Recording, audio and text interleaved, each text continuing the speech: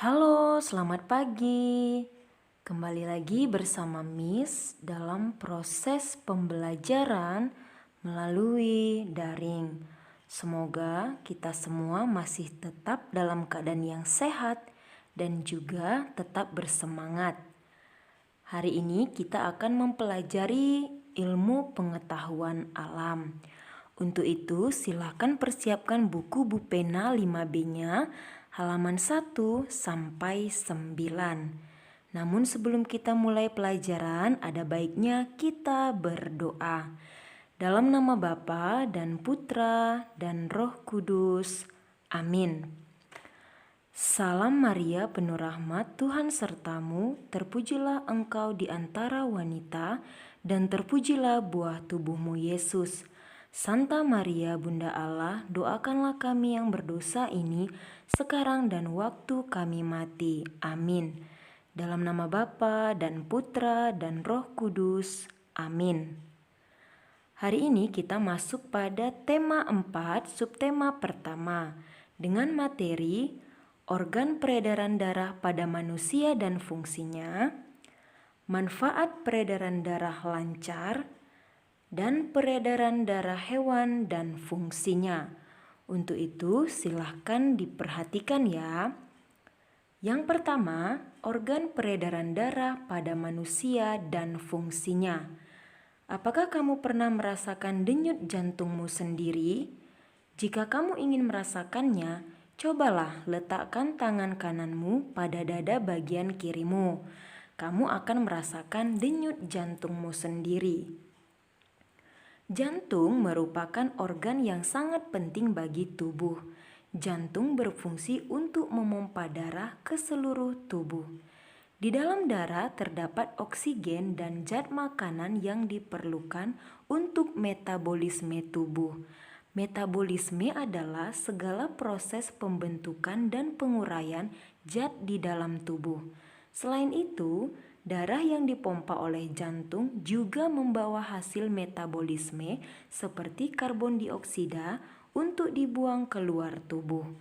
Mengalirnya darah yang dipompa oleh jantung di dalam tubuh disebut sistem peredaran darah. Sistem peredaran darah manusia tersusun atas jantung, pembuluh darah, dan darah. Jadi itulah sistem peredaran darah manusia. Nah, ini yang pertama adalah jantung dan pembuluh darah. Gambar ini adalah gambar jantung, terdiri dari vena, aorta, serambi kiri, serambi kanan, bilik kiri, bilik kanan, dan juga katup. Jantung berfungsi untuk memompa darah ke seluruh tubuh. Caranya dengan melakukan proses kontraksi atau menguncup dan relaksasi atau mengembang secara berulang-ulang. Ketika serambi jantung berelaksasi, darah dari seluruh tubuh masuk ke serambi kanan, sedangkan darah dari paru-paru masuk ke serambi kiri.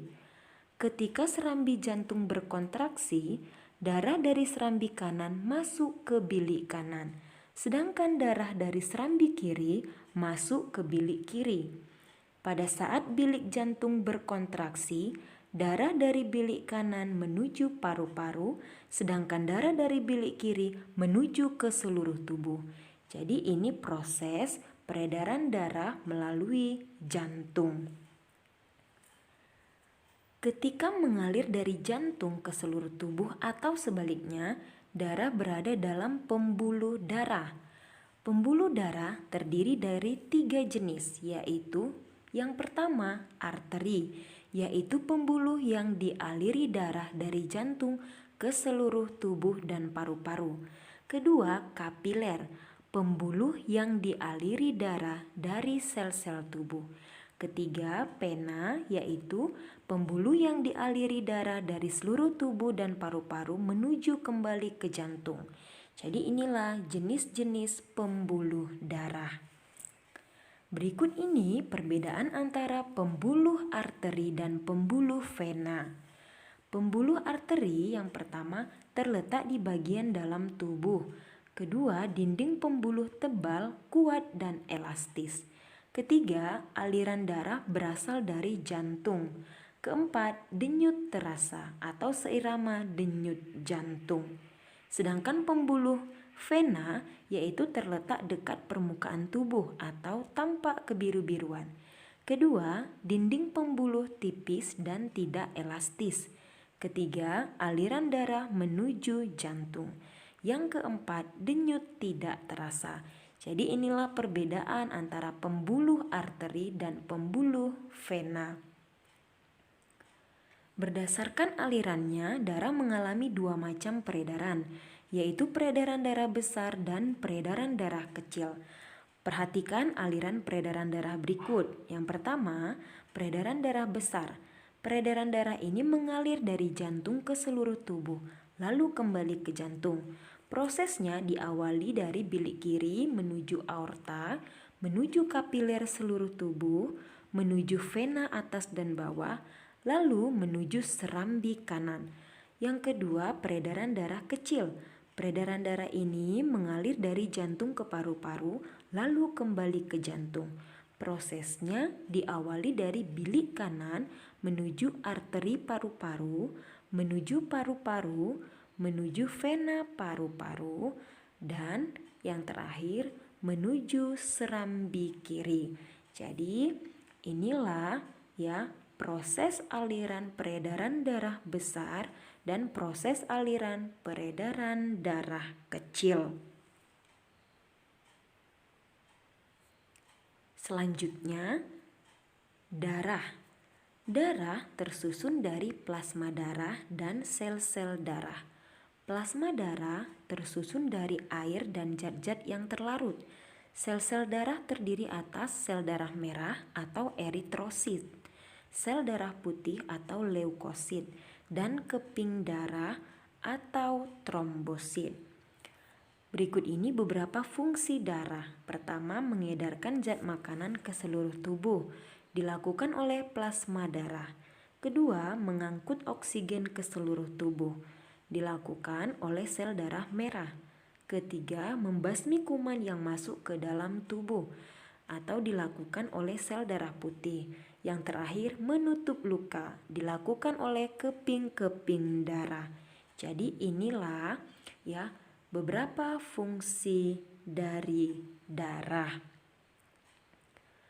Lalu, apa manfaat peredaran darah lancar bagi tubuh kita? Nah, sistem peredaran darah sangat penting dalam tubuh kita. Jika peredaran darah terganggu, fungsi beberapa organ juga akan terganggu, seperti jantung, otak, paru-paru, dan organ-organ pencernaan. Peredaran darah yang tidak lancar juga dapat menimbulkan penyakit. Berikut ini manfaat peredaran darah yang lancar bagi tubuh kita. Pertama, kita akan selalu sehat. Jika peredaran darah lancar, pasokan oksigen dan zat makanan ke organ-organ dalam tubuh akan lancar, sehingga fungsinya berjalan dengan baik. Manfaat kedua, bebas dari penyakit jantung dan stroke. Jika peredaran darah lancar, pasokan oksigen dan zat makanan ke jantung dan otak terpenuhi dengan baik, sehingga kedua organ ini dapat bekerja dengan baik. Lalu, manfaat yang ketiga adalah paru-paru lebih sehat. Jika paru-paru mendapatkan cukup pasokan oksigen dan zat makanan, paru-paru akan bekerja dengan baik. Jadi itulah ya manfaat peredaran darah lancar. Untuk itu, kita harus menjaga kesehatan organ-organ peredaran darah dengan baik.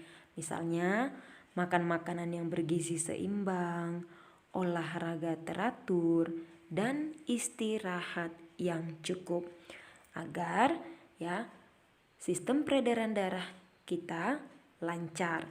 Jadi, ya sistem peredaran darah manusia tersusun atas jantung, pembuluh darah, dan darah.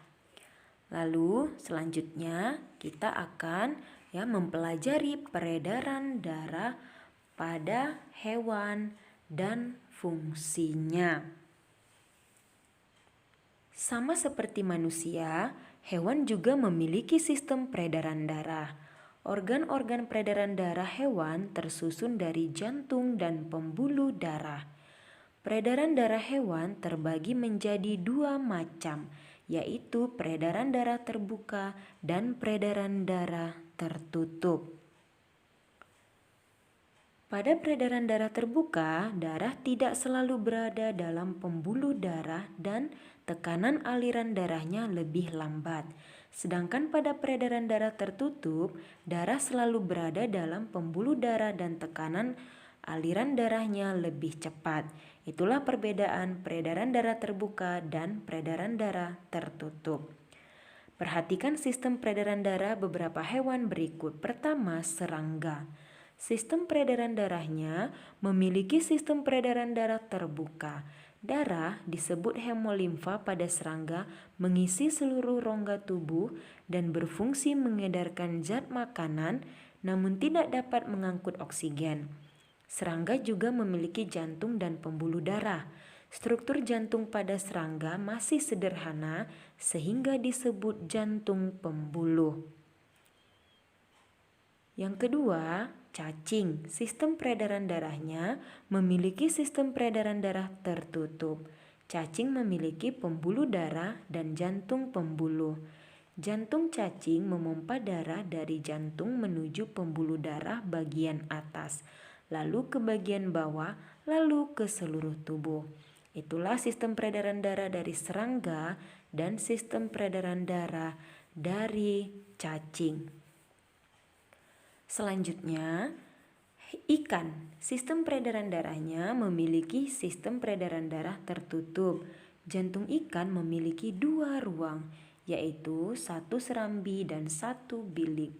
Bilik memompa darah ke arah insang untuk mengambil oksigen, lalu diedarkan ke seluruh tubuh. Serambi kemudian menerima CO2 dari seluruh tubuh. Keempat adalah amfibi. Sistem peredaran darahnya memiliki sistem peredaran darah tertutup. Jantung amfibi memiliki 3 ruang, yaitu 2 serambi dan 1 bilik. Darah kaya oksigen dari paru-paru bercampur di dalam bilik dengan karbon dioksida dari serambi.